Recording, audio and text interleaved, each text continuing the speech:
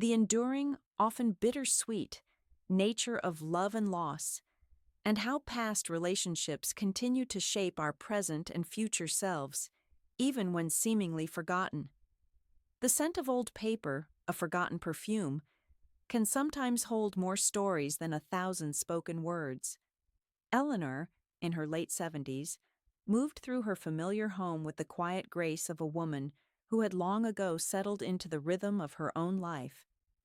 Each morning began with a ritual as comforting and predictable as the sunrise itself. The gentle clinking of porcelain teacups against their saucers, the quiet hum of the kettle, a moment of tranquil reflection by the sun-drenched window.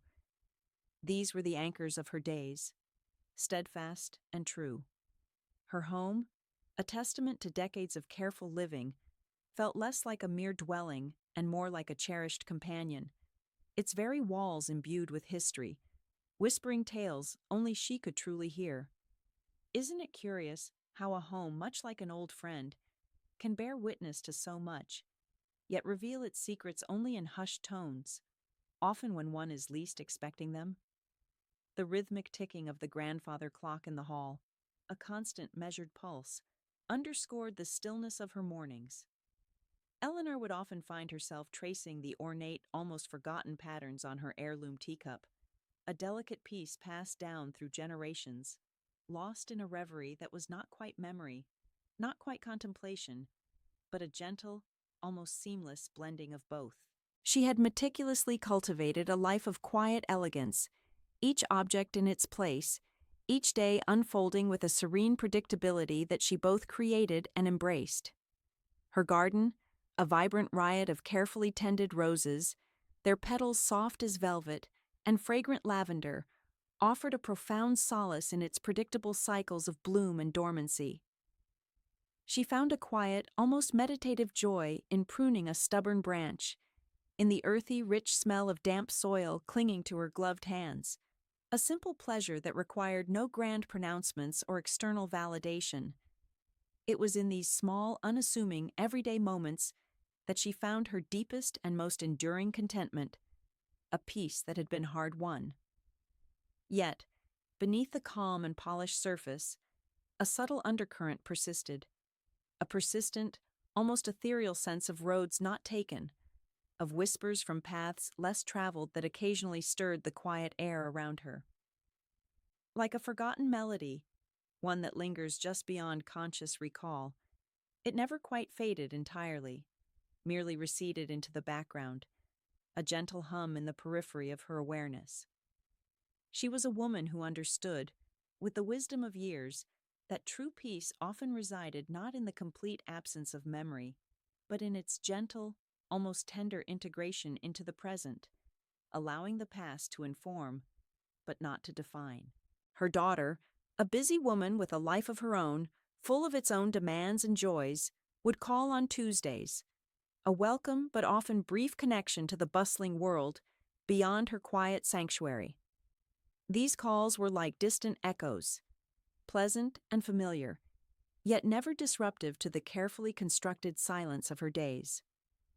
Eleanor would listen intently, offer gentle, considered advice, and then, with a soft smile, return to the comforting embrace of her own thoughts, like a ship returning to a peaceful harbor. Sometimes a particular scent, the faint, sweet aroma of lilies perhaps, or the comforting, musty smell of old books that spoke of countless stories, would trigger a fleeting sensation, a ghost of a memory that she would acknowledge with a soft, almost imperceptible sigh, then gently set aside, like turning a page in a well-read book. She had, over the years, learned the profound art of living with what was, rather than dwelling on what might have been, a skill honed by time and experience. Her home, filled with antiques and cherished possessions, each with its own unique story, was a living museum of her life, a testament to journeys taken and moments held dear. The polished mahogany gleamed under the morning light, reflecting the quiet dignity of the room, while the aged tapestry on the wall, its colors softened by time, seemed to hold countless unspoken narratives. Each item was a silent sentinel, guarding a fragment of her long and intricate journey. She often wondered, as she carefully dusted a delicate ceramic figurine, its painted eyes seeming to gaze back at her, what stories these inanimate objects might tell if they could truly speak. Would they recount the laughter that once filled these rooms, the quiet tears shed in solitude, the hopes whispered into the silence of a long-ago night, or the dreams woven into the fabric of daily life? We build our lives brick by careful brick, often with great intention, only to find that a single, seemingly misplaced stone can, at times, shift the entire foundation, revealing unexpected pathways. This thought, not a worry that gnawed at her, but rather a quiet, profound observation, often crossed her mind. She had indeed built her life with intention, with love that had deepened with time, and with a resilience born of countless experiences. Her days were a rich tapestry, meticulously woven with threads of contentment, the comforting rhythm of routine, and the subtle, luminous sheen of a wisdom earned over many, many years. There was a profound and undeniable beauty in this settled existence, a kind of quiet triumph that resonated deeply within her. The world outside, with its clamor and ceaseless change, felt like a distant hum, rarely intruding on her carefully curated peace. She was not lonely, not in the way one often imagines loneliness to be. Her solitude was a chosen companion, a cherished space for reflection and gentle introspection, a quiet garden for her thoughts to bloom. She had her books, her beloved garden, and the rich, expansive inner landscape of her own mind. These, she knew, were more than enough. But even in the most serene and well-ordered landscapes, there are often hidden pathways, forgotten trails that beckon subtly, almost imperceptibly, hinting at adventures yet to be rediscovered. Sometimes the oldest memories are not truly lost, but merely tucked away, carefully preserved, waiting patiently for the right moment to re-emerge, like dormant seeds awaiting spring. It is a quiet truth that the human heart, much like a well-tended attic, keeps its own archives, often revealing chapters we thought were long closed, stories we believed had ended. This thought, a gentle whisper that grew steadily in its insistence, began to stir within her as the days turned into weeks, and the undeniable need for a thorough spring cleaning became impossible to ignore. The attic, that highest, dustiest realm of her home, had long been a repository of forgotten things: old leather-bound trunks, childhood keepsakes wrapped in tissue paper, boxes labeled in faded, almost illegible ink.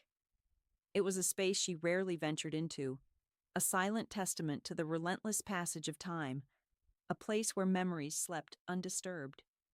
Yet the time had finally come to face it, to sort, to discard, to perhaps rediscover. It was, at its heart, a practical decision, born of a desire for order and a sense of completion. But sometimes, the most practical decisions lead to the most unexpected and profound discoveries.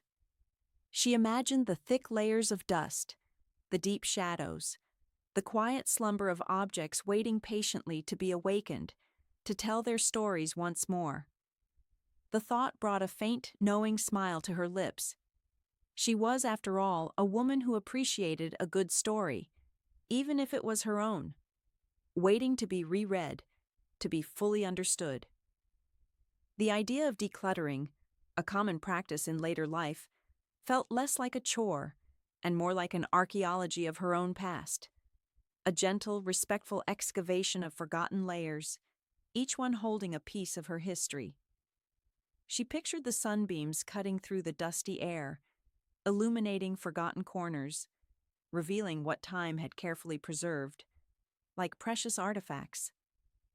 With a determined sigh, a sound that was both contentment and a nascent anticipation, Eleanor rose from her armchair, the soft velvet cushions sighing in protest.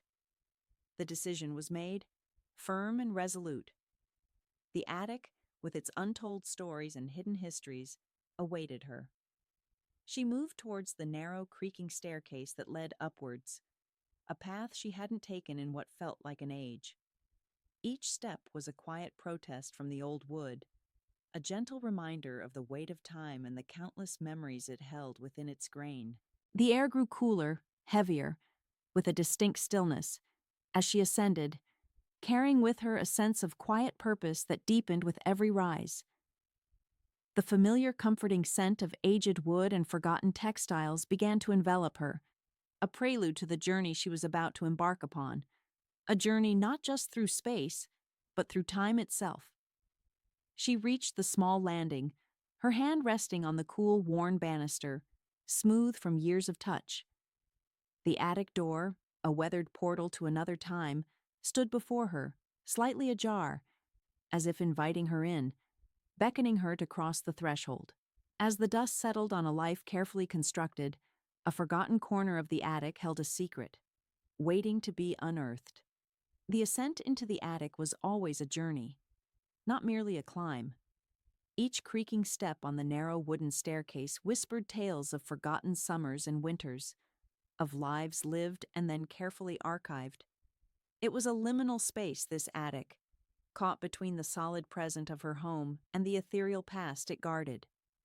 Dust motes danced in the sparse shafts of sunlight that pierced the grimy skylight, illuminating a landscape of shrouded furniture and stacked boxes.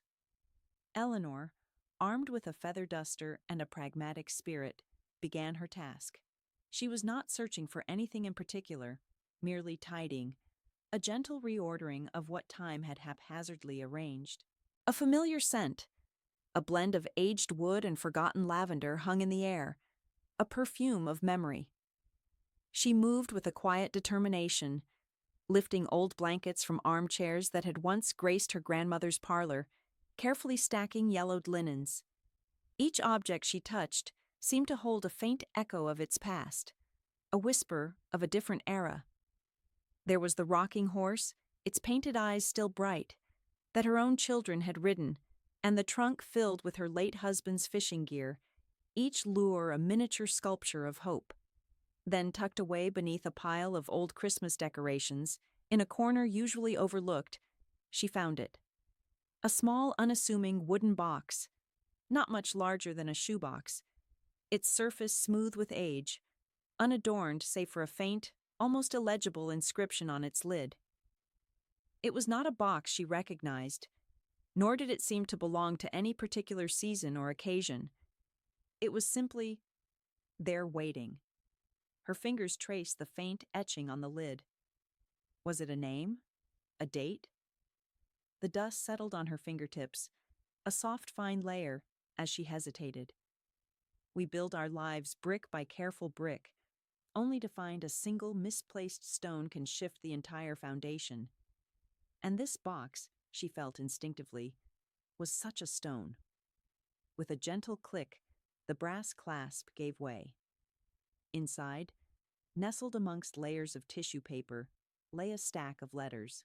Not the neatly tied bundles of correspondence from her parents or her husband, but loose, unbound missives, their envelopes slightly discolored, their edges softened by time. The paper felt delicate beneath her touch, almost translucent, as if the words themselves had begun to fade into the very fibers. She picked one up, her gaze drawn to the elegant, looping script on the front. It was a handwriting she did not immediately recognize, yet it held a strange familiarity, like a melody heard long ago and almost forgotten. The postmark was from a distant town, a place she hadn't thought of in decades. A shiver, not of cold, but of something deeper, traced its way down her spine. What secrets did these fragile pages hold? What forgotten chapter of her life was about to unfold? The air in the attic, once merely still, now felt charged with a quiet anticipation. She sat down on an old upholstered trunk, the dust motes still dancing around her, now seeming to swirl with purpose. The letters were tied with a faded blue ribbon, a color that might once have been vibrant, but now spoke of quiet endurance. As she untied the bow, the ribbon felt surprisingly soft, as if it had been handled with care many times before. The very act of opening the box felt like a transgression, an intrusion into a past that had carefully sealed itself away. Yet, an irresistible pull urged her onward. Each letter was addressed to my dearest Eleanor, a salutation that felt both achingly familiar and utterly foreign. The ink, a deep sepia, had bled slightly into the paper in places, a testament to the passage of time, and perhaps to the intensity with which they were written. She noticed small details: a tiny flourish at the end of a signature, a faint indentation on the paper from a pen pressed with conviction. These were not casual notes. They were declarations, carefully crafted sentiments. Her heart began a slow, deliberate rhythm, like a grandfather clock keeping time in an empty house. She thought of how often we tidy our physical spaces, yet our internal archives remain largely untouched, waiting for an unexpected trigger to open them. This box was that trigger. The sheer volume of the letters suggested a sustained correspondence, a relationship of some depth. How could she have forgotten such a significant collection? It was as if a piece of her own history had been meticulously removed, only to resurface now, decades later, demanding to be seen. She held the top letter, its paper cool against her skin. The words on the envelope were clear, despite the fading. Julian. The name itself felt like a gentle hum against her memory, a note from a forgotten song. Julian. The name resonated, stirring a faint, almost imperceptible echo within her. It was a name that had once held such profound meaning, a name that had been etched into the very fabric of her youth. How could a name, once so significant, become so utterly lost to the conscious mind? Her gaze drifted from the name to the postmark again. The year. It was a year that marked a specific turning point in her own life, a year of profound change and difficult decisions. The letters were not just artifacts, they were fragments of a personal timeline, moments captured and preserved. The attic, once merely a storage space, had transformed into a vault of forgotten emotions, a silent keeper of secrets. She took a deep breath, the dust-laden air filling her lungs, carrying with it the scent of old paper and the promise of revelation. The world outside the attic, her quiet, ordered world, seemed to recede, replaced by the hushed anticipation of the past. The physical sensation of brushing away cobwebs from the rafters earlier in the day now seemed a metaphor for the mental cobwebs she was about to clear. She was on the precipice of a journey, not across continents, but across the landscape of her own memory. She was about to meet a younger version of herself, a woman who had loved and lost in ways she had long since buried. The first letter, still unopened, felt heavy in her hand, a tangible link to a life she thought she had fully understood. The sunbeam shifted, illuminating the faint watermark on the paper, a delicate pattern that hinted at quality, at care. This was not a casual correspondence. This was a testament to something profound. The silence of the attic deepened, broken only by the soft rustle of the brittle paper as she began to unfold the first letter. Her fingers trembled slightly, not from age, but from the nascent tremor of discovery. The faded ink, the delicate script, the very texture of the paper. Each element was a sensory bridge to a time she had consciously, or perhaps unconsciously, decided to forget. The words, once vibrant and alive, waited patiently, ready to speak again. Her eyes scanned the opening lines, and a gasp, soft and involuntary, escaped her lips. The words were a torrent of youthful passion, an outpouring of devotion that was unmistakably Julian's. It was as if a dam had broken within her, releasing a flood of emotions she hadn't known were held captive. The past wasn't just being recalled, it was being relived, with a vividness that startled her. The air around her seemed to shimmer, charged with the energy of a long-lost love suddenly brought back into sharp focus. She clutched the letter to her chest, her fingers tracing the faint indentations of his handwriting. The initial shock gave way to a profound sense of wonder, tinged with a delicate melancholy. How could such a significant part of her life have been so thoroughly compartmentalized, so deeply buried? The physical act of holding the letter, feeling its fragile weight, grounded her in the present while simultaneously pulling her into the past. It was a strange duality, this feeling of being both here and there, now and then. The attic, once a place of mere storage, had become a sacred space, a sanctuary for a love story that had patiently awaited its rediscovery. Each faded word on brittle paper whispered of a life she thought she'd forgotten, a melody long silenced, now stirring. The promise of rediscovering this forgotten narrative was a potent one, compelling her to delve deeper into the carefully preserved echoes of a love rekindled in ink. Isn't it curious how the heart keeps its own archives, often revealing chapters we thought were long closed? Eleanor, with the first letter now unfolded in her trembling hands, was about to discover just how meticulously her own heart had catalogued a past she believed was neatly filed away. The faded ink, a testament to decades, seemed to shimmer with an almost ethereal light in the subdued attic glow. It was Julian's hand, unmistakable even after all these years, a bold, confident script that belied the tender words it often conveyed. His opening salutation, "My dearest Eleanor, my thoughts have been consumed by you since our last stolen moment," was a direct portal, not just to a memory, but to the very sensation of being young and utterly adored. She leaned back against a dusty trunk, the scent of cedar and old paper mingling with the faint phantom fragrance of spring rain from that long-ago time. Each letter was a carefully crafted miniature, a snapshot of their burgeoning affection. Julian, an aspiring architect, wrote with a precision that was both intellectual and deeply romantic. He described their clandestine meetings by the river, the way the light caught her hair, the shared whispers under a canopy of stars. He spoke of his dreams, grand and ambitious, always with her at their core. "I envision a life, Eleanor," one letter read, "where our days are built on shared purpose, our evenings on quiet understanding, and our nights on the fervent joy of simply being together." Eleanor remembered the thrill of receiving these letters, often tucked secretly into her books or passed with a knowing glance. The world then seemed so much larger, yet so intimately hers when Julian was near. She recalled the way his laughter would echo, rich and resonant, and the gentle strength of his hand in hers.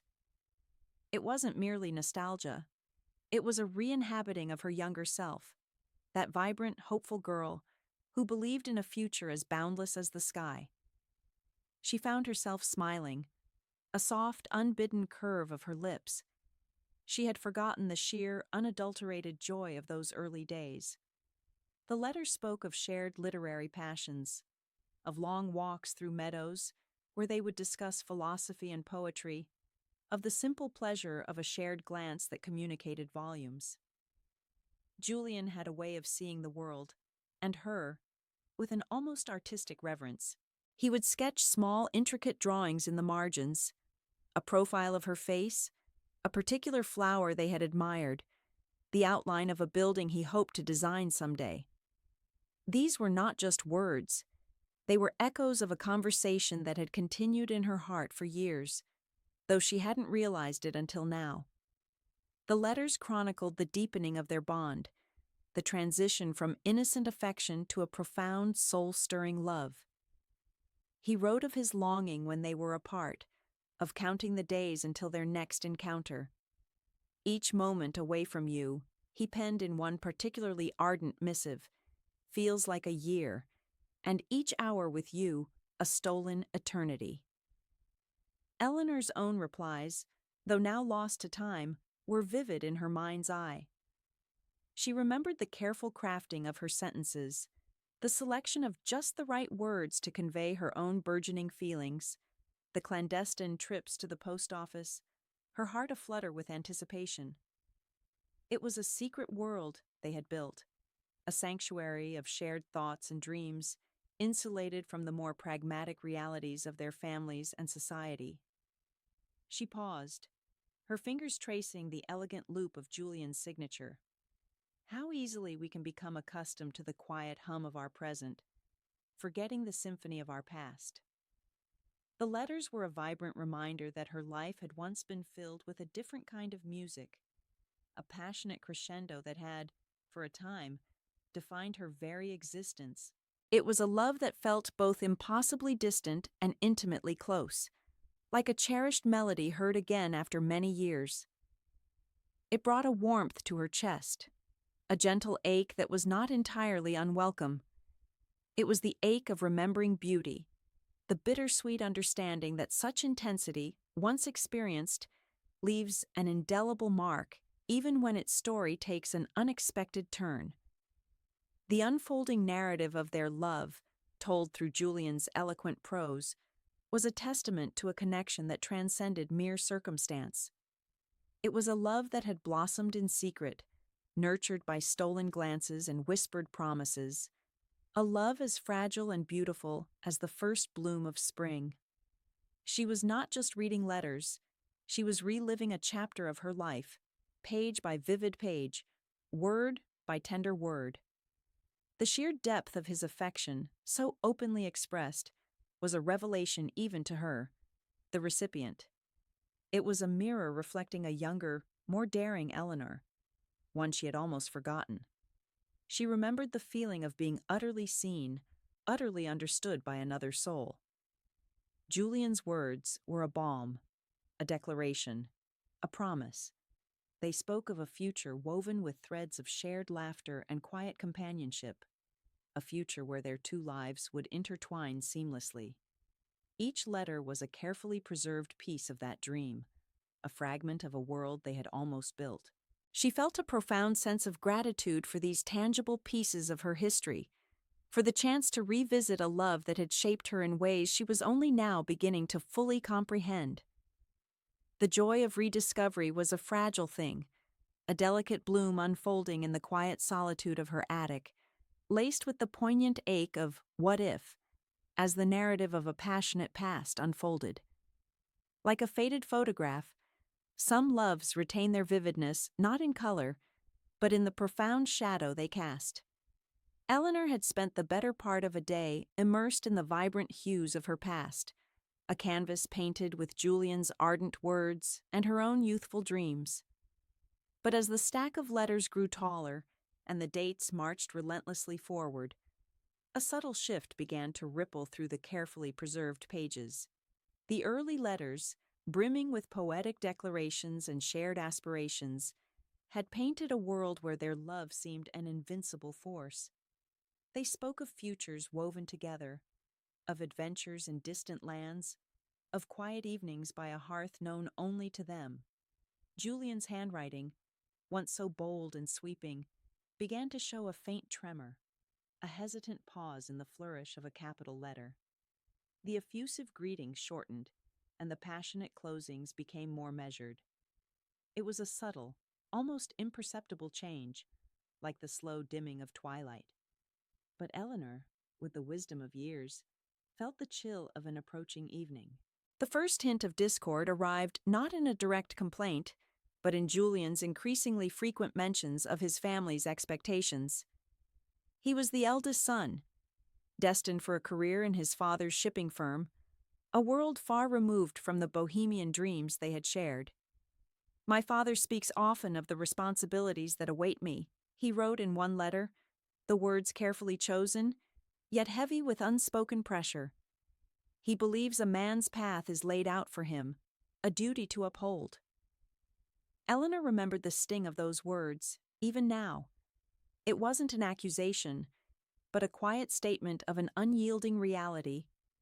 Her own family, though not as overtly demanding, harbored similar hopes for her: a respectable marriage, a stable home, a life free from the uncertainties of an artist's muse. They were both caught in the intricate web of their times, where personal desire often bowed to familial duty and societal expectations. It was a common narrative, then as now, for young hearts to navigate the currents of expectation. Julian's letters began to speak of difficult conversations, of his father's insistence on a suitable match, someone who could bring not just affection, but also connection and stability to the family enterprise. He never explicitly mentioned another woman, but the implication hung in the air, a phantom presence in their correspondence. Eleanor recalled the knot that would tighten in her stomach each time a new letter arrived, the dread of what unspoken truth it might contain. She remembered a particularly vivid afternoon, sitting by the window in her childhood home, the rain drumming a melancholic rhythm against the pane. She held a letter from Julian, his words filled with a quiet despair. He spoke of the weight of his family's legacy, the impossibility of defying a path so carefully charted for him. "My dearest Eleanor," he had written, "the world we dreamt of, the one where our love alone was sufficient, seems to recede with each passing day. The demands placed upon me are not of my choosing, yet they are inescapable." It was a slow, agonizing unraveling, not a sudden tear. Each letter chipped away at the edifice of their shared future, revealing the cracks that had always been there, beneath the surface of their youthful optimism. The letters from Julian became less about their love and more about his struggle, his sense of being trapped.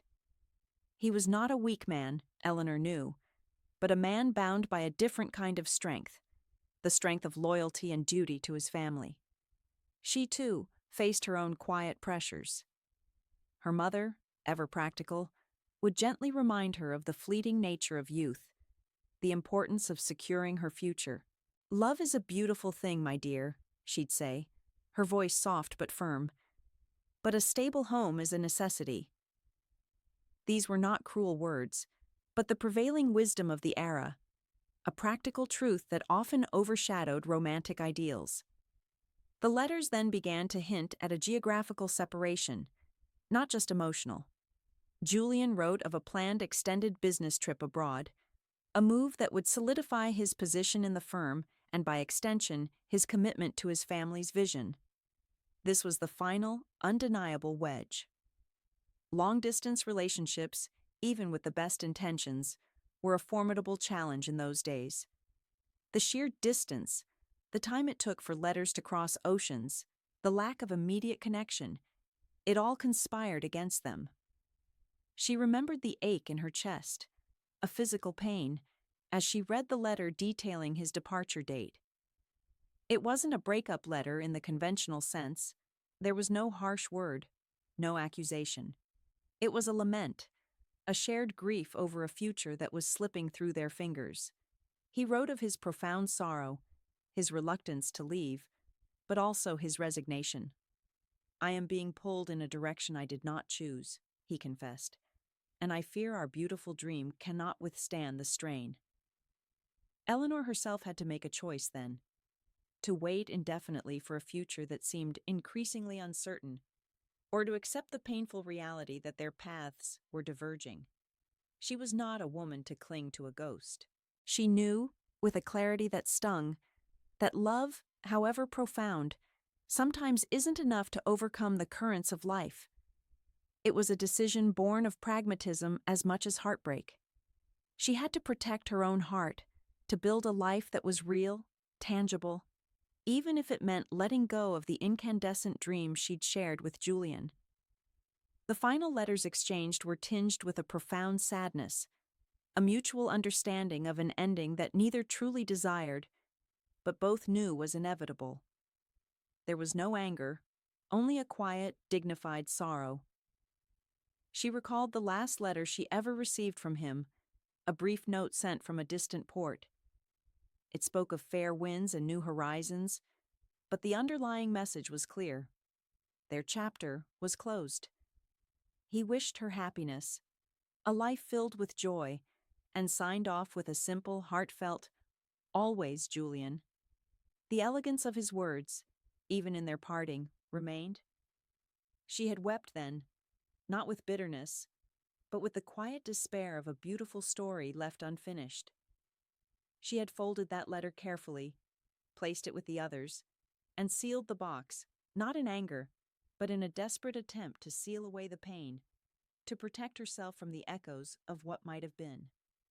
The weight of that final unspoken farewell settled upon Eleanor as she held the last letter, its edges softened by time, its ink a pale ghost of its former vibrancy. It wasn't a dramatic rupture. There was no angry accusation, no bitter recrimination. Instead, it was the quiet, agonizing realization that their love, however fierce and true, simply could not survive the relentless pressures of their respective worlds. It was the crushing understanding that sometimes, despite the deepest affection, life intervenes with its own inexorable plans. The silence in her living room, broken only by the distant hum of the refrigerator, felt vast and hollow, filled with the echoes of a love that had been gently, inevitably, extinguished. Eleanor carefully placed the last letter back into the box, her movements slow and deliberate. There was no anger, no resentment, only a profound sense of sorrow for the young lovers they had been, caught in a tide too strong to resist.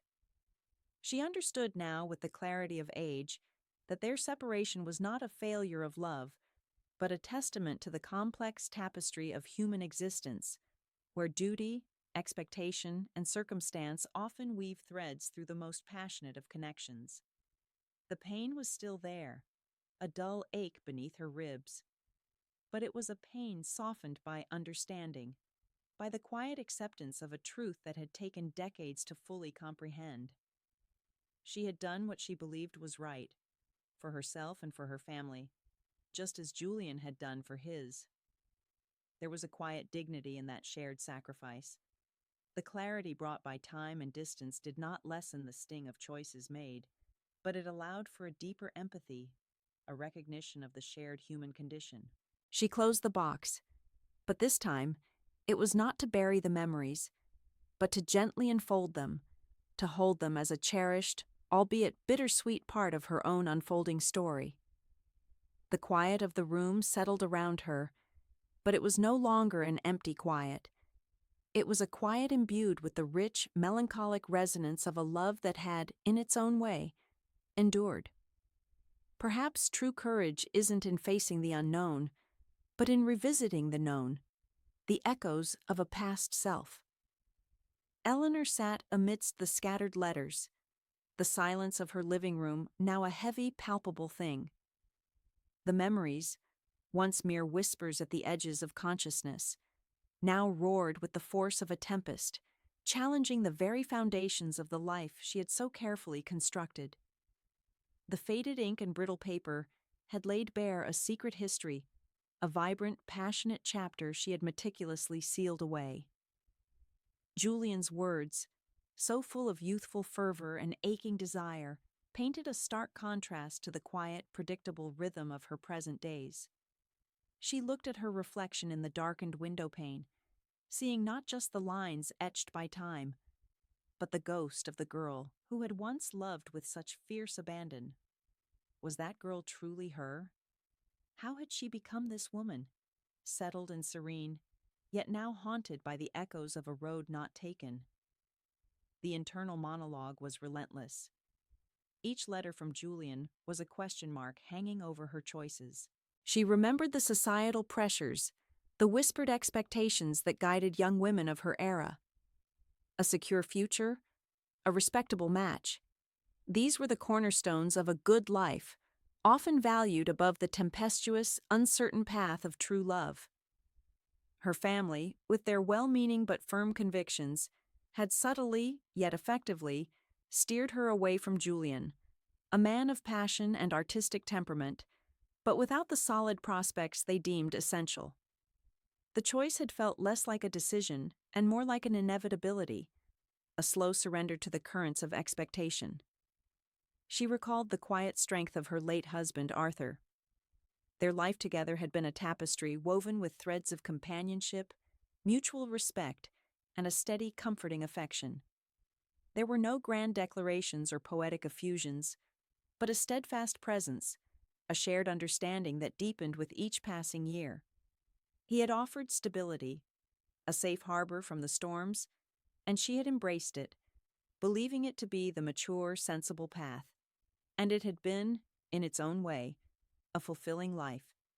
Yet now, Julian's memory stirred a different kind of longing, a yearning for a fire that had been banked long ago.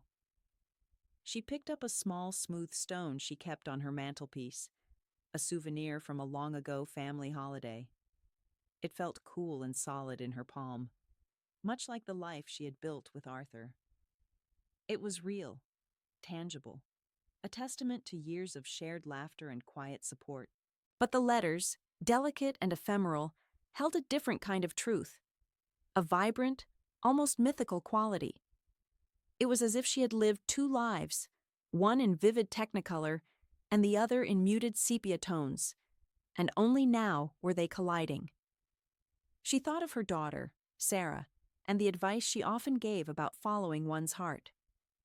How ironic, Eleanor mused, that she, who had always championed Sarah's independence and choices, had once been so constrained by her own era's unspoken rules.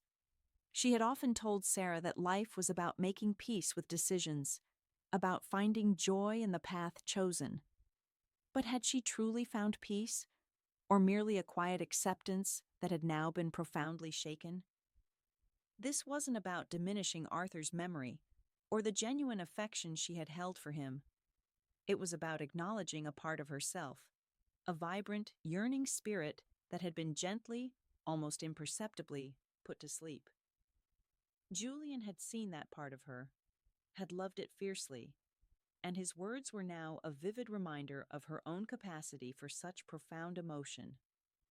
It was a confrontation with the what-ifs, a painful but necessary reckoning with the woman she might have been.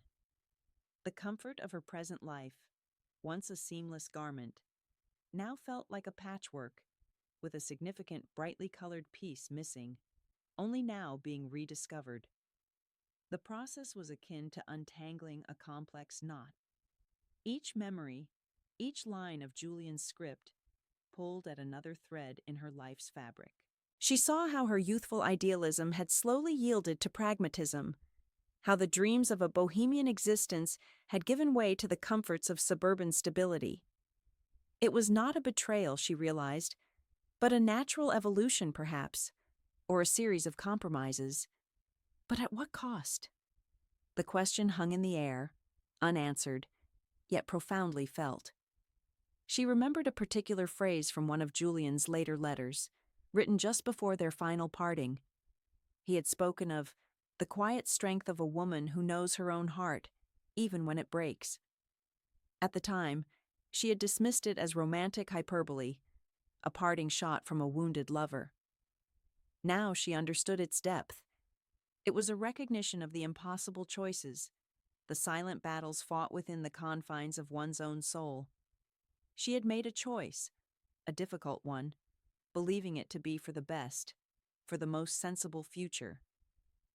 But now, looking back, the sensible path felt less like a triumph and more like a gentle surrender of a part of herself. This rediscovery was not about regret in the bitter, self-punishing sense. It was a more nuanced form of regret, a wistful acknowledgement of a path untrodden, a life unlived. It was the quiet ache of knowing that a profound connection, a rare and incandescent love, had been sacrificed on the altar of practicality. And yet, she had also gained so much. The steady love of Arthur, the joy of raising Sarah, the comforting rhythm of her settled home. Could one truly weigh these against each other? Was love a zero-sum game, or could the heart hold multiple truths, multiple loves, each profound in its own way? The realization washed over her with a quiet intensity. She had not lost herself, but rather she had compartmentalized. The passionate, yearning Eleanor had not vanished. She had merely retreated, waiting patiently in the archives of her own heart.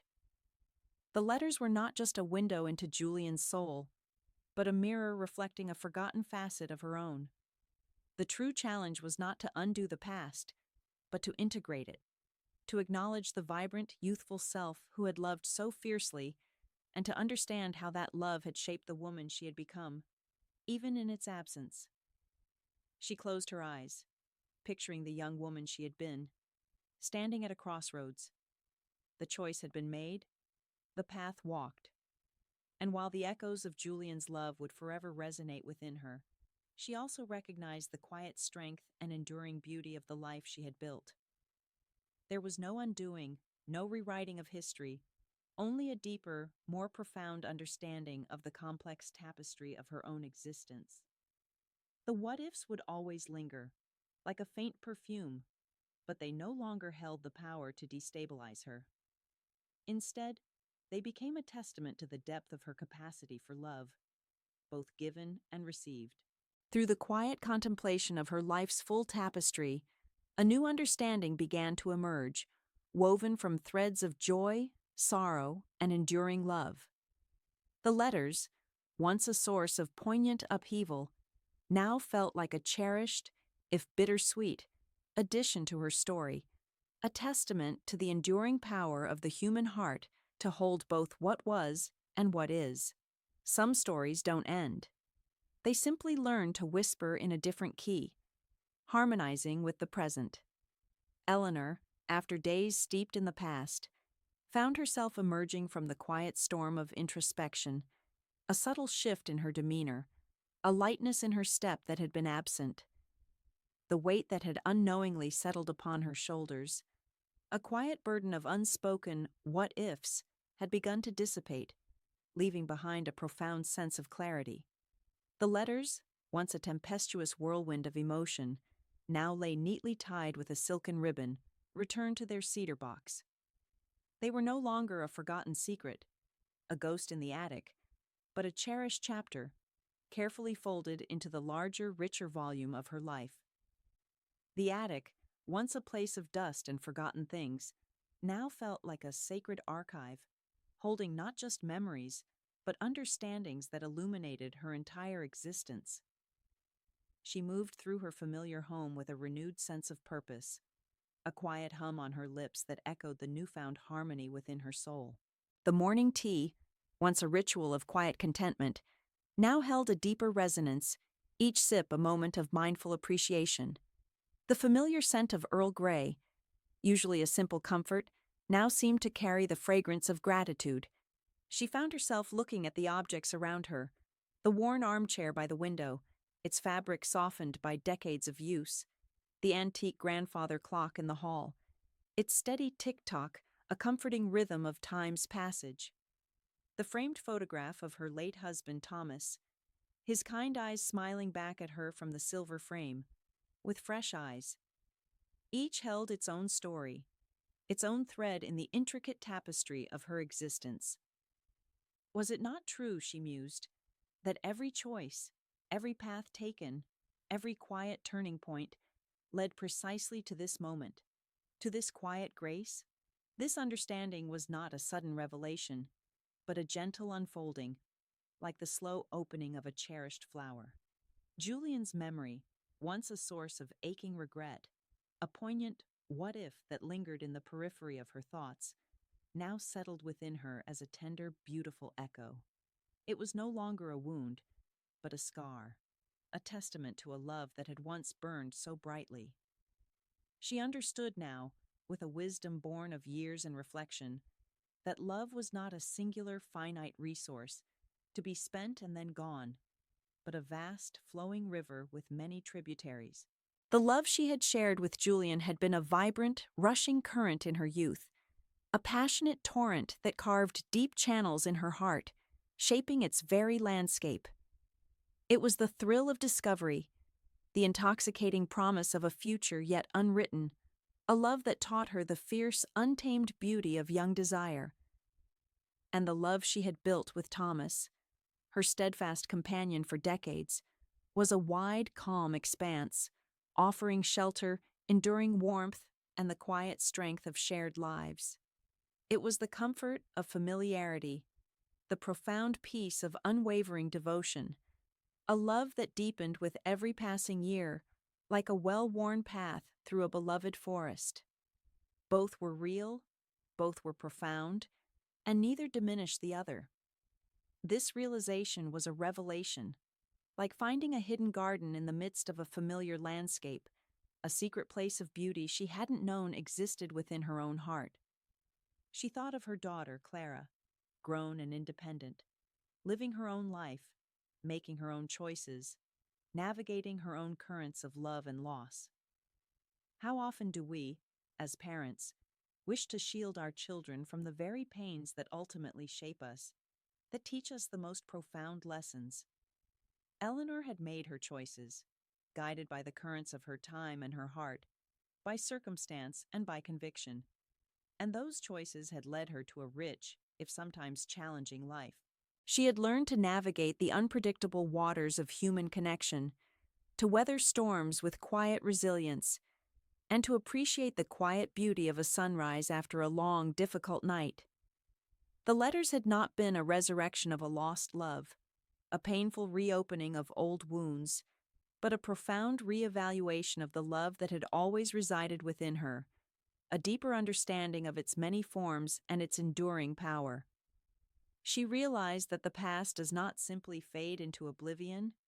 It integrates, it informs, it provides the rich soil from which new understanding can grow, much like the changing seasons nourish the earth. Like an old tree, its roots run deep, drawing sustenance from every season, every storm, every moment of sun and shadow, making it stronger, more resilient. She looked out her window at the garden, vibrant with late summer blooms, the crimson roses, the purple lavender, the golden marigolds, each a testament to life's persistent beauty. She had tended it for years, watching it evolve, accepting its seasons of dormancy and exuberant growth, its moments of delicate bloom and quiet decay. And in that, she saw a reflection of her own life and the lives of all those she had loved, a continuous cycle of growth, change, and enduring beauty.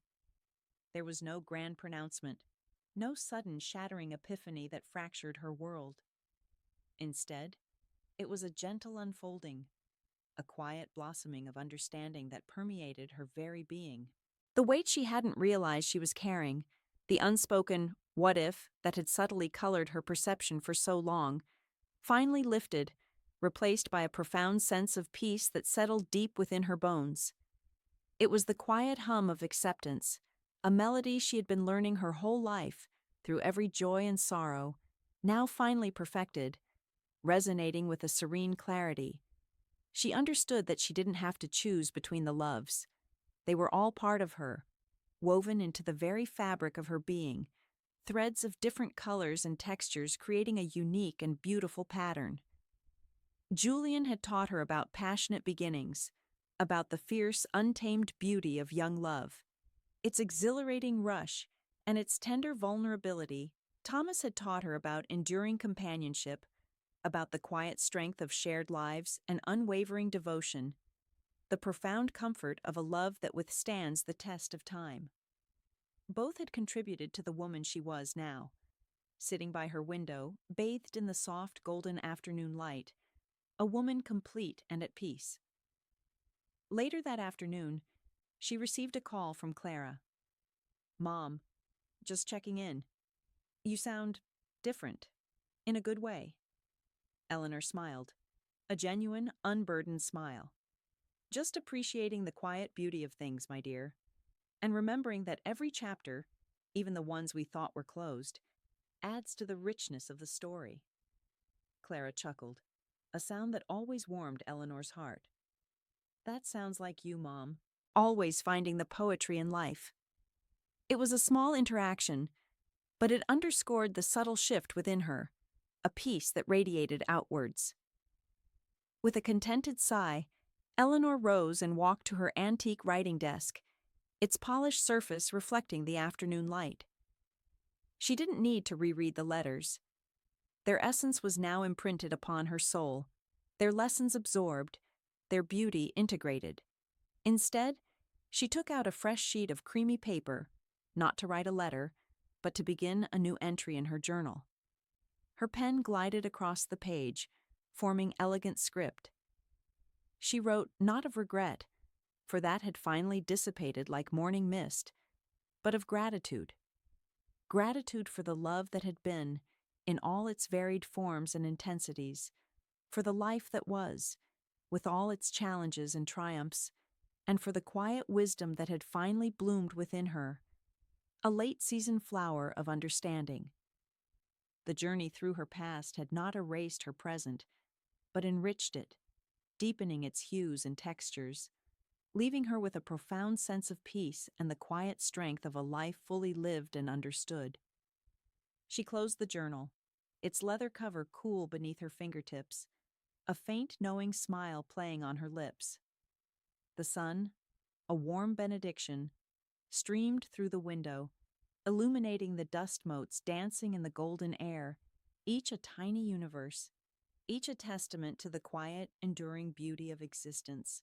The gentle rustle of leaves outside, a timeless lullaby, seemed to whisper that some stories, indeed, learn to harmonize with the present, finding their truest melody in the quiet acceptance of all that is and all that was. You have been taken on a poignant journey through time, exploring the complexities of love, regret, and the quiet strength found in confronting one's own history, leaving you with a deeper understanding of the enduring power of human connection.